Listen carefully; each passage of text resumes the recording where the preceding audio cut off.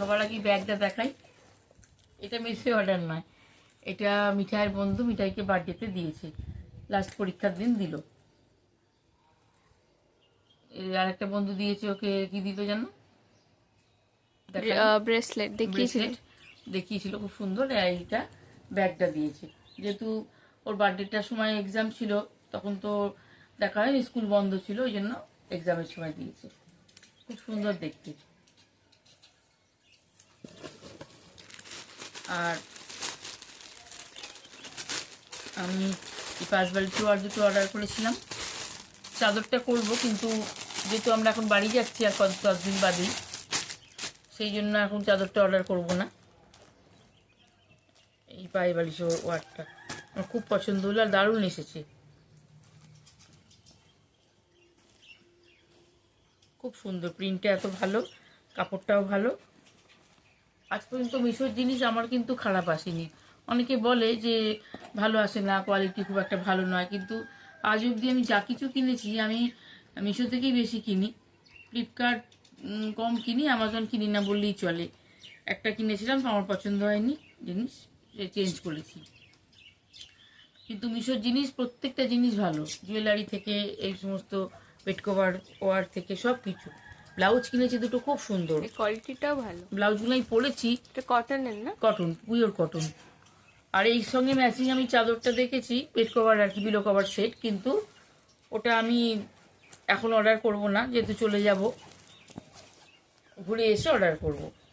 Actual পয়লা বৈশাখের সময় ভেবেছিলাম এখানে থাকবো, তখন টিকিট কাটা হয়নি তো, তাই এই ওয়ারটা আর ওই 5 বালিশ ওয়ার আর ওই বেড কভার সেটটা ভেবেছিলাম, এর সঙ্গে দড়িও দিয়ে দিয়েছে, সুন্দর এগুলো বেশ।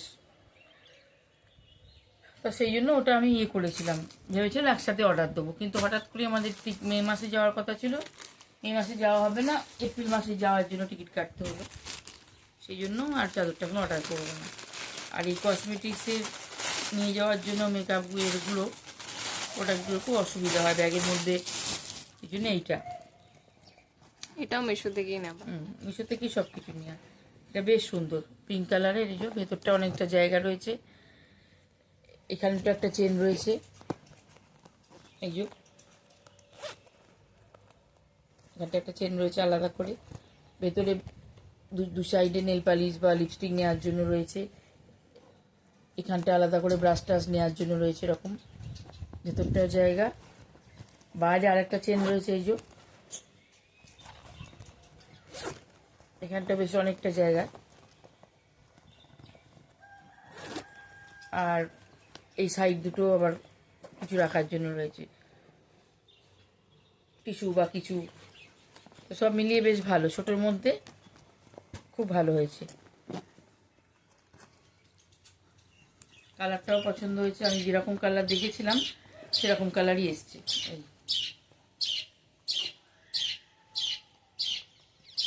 সুন্দর হয়েছে। আর কেনাকাটাগুলো কমপ্লিট হোক আজকালের মধ্যে, তারপরে দেখাবো সব কিছু।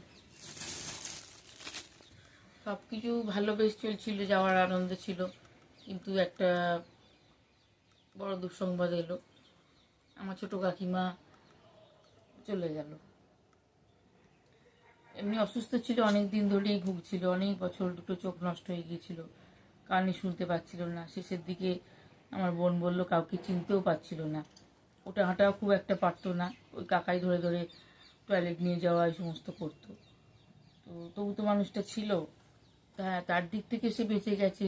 শারীরিক যে কষ্ট, খেতে পারতো না, কথাও খুব আস্তে আস্তেই বলতো, যে চোখে সারা জীবন দেখার পর এত বছর দেখতে পেত না, এগুলো খুবই কষ্টের ছিল। তার দিক থেকে সে শান্তি পেল, কিন্তু আমার মনটা খুবই খারাপ হয়ে গেল, কারণ গত 3 বছর ধরে আমি যেতে পারিনি। মেয়ের পরীক্ষা, তারপর আমার হাজব্যান্ডের অফিসের ছুটি, বা এমনি পারিপার্শ্বিক নানান কারণে, আমার শ্বশুরেরও বয়স হয়েছে, নিয়ে যাওয়ার জন্য মানে অনেক ভাবনা চিন্তা করতে হলো, এইসব কারণে আমার 3 বছর যাওয়া হয়নি। 3 বছরের মধ্যে 3জন বাড়ি চলে গেল, আমার নকাকিমা চলে গেল, তখন আমি জাস্ট ফিরেছি, যে বছর কয়েক মাস বাদেই চলে গেল। তার সাথে অনেক বছর দেখা হয়নি। আমার জ্যাঠা কয়েক মাস আগে চলে গেল, যাওয়ার 2 মাস আগে ফোনে কথা হয়েছিল, বললে হ্যাঁ মেয়ের পরীক্ষা আগে, মেয়ের পরীক্ষা পর যাবি। অ্যাকচুয়ালি আমাদের তো জয়েন্ট ফ্যামিলি ছিল, পরবর্তীকালে বাড়িটা ভেঙে ফ্ল্যাট হয়েছে, ওই ফ্ল্যাটেই এখন সবাই থাকে, শুধু আমার নকাকা আলাদা, মানে ওই বাড়ি থেকে বেরিয়ে আলাদা থাকে। যার জন্য ফ্ল্যাট হলো, সেই বাড়ির পরিচিতরা সেই বাড়িতে আমার কাকা যেটা একসাথে থাকা বাড়িই মনে হয়। তো সেই জন্য মনটা খুবই খারাপ, যেটার সাথে দেখা হলো না। যেটা অচানক চলে গেল, কোনো অসুস্থ ছিল না, কিছু না, জ্বর হয়েছিল তো ম্যাসিভ অ্যাটাক। ডক্টর ডাকারও টাইম পাওয়া যায়নি, ডক্টর ডাকতে গেছে, ব্যাস ওই সময়তেই জেঠিমা সামনে রয়েছে, বুঝতেও পারিনি। তা ভেবেছিলাম যে যাই হোক ছোটো কাকিমার সঙ্গে দেখা হবে। যখন যাচ্ছি আর 15 দিন বাদে, তো হঠাৎ করে আমার ছোটো কাকিমাও দুপুরবেলা ঘুমের মধ্যেই চলে গেল।